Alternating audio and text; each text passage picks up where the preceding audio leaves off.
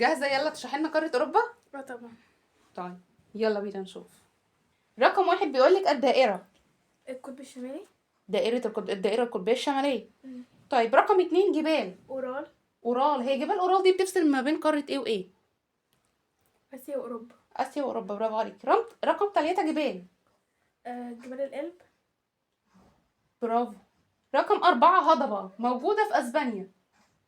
هضبة ميزيتا. المزيتا. شاطرة. رقم 5 شاوريلي عليها. فرنسا الوسطى. برافو عليكي. هضبة فرنسا الوسطى. 6 بحر. 6 ده بحر ايه؟ قزوين. يعتبر أكبر ايه؟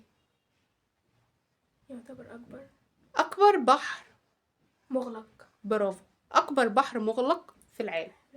طيب رقم 7 يا عائشة، بحر ايه؟ الشمال. بحر الشمال. 8 بحر ايه؟ موجود داخل القارة. قلتي. البلطي. رقم 9 نهر بيصب في بحر قزوين، يا ترى ايه هو؟ فولجا. الفولجا. طيب رقم 10 بيقولك يا ستي في رقم 10 نهر الدانوب. الدانوب. طيب رقم 11 نهر ايه؟ الريان. مش ريان، اسمه الراين. طيب رقم 12 محيط.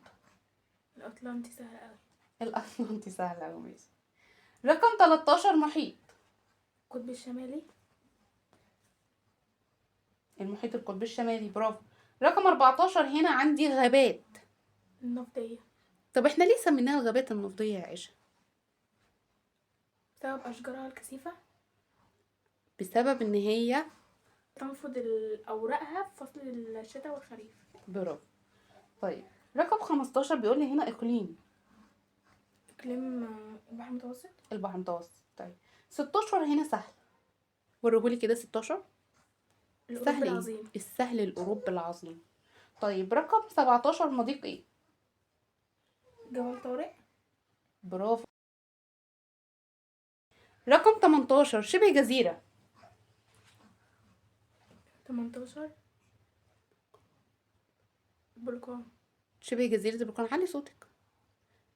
شبه جزيرة ايه؟ البلقان. البلقان. ركزي فيها كويس جدا يا طلاب يا حبايبي، نركز في شبه جزيرة البلقان. طيب رقم 19 آخر حاجة البحر متوسط. المتوسط. شكرا ليك يا عائشة. برافو عليكي. وبكده حبايبي نكون خلصنا مع بعض مراجعة خريطة قارة أوروبا، وإن شاء الله بإذن الله هتستمتعوا بالمراجعات الجاية، واستنوني في فيديوهات كتير مع مس نورهان قبل الامتحان.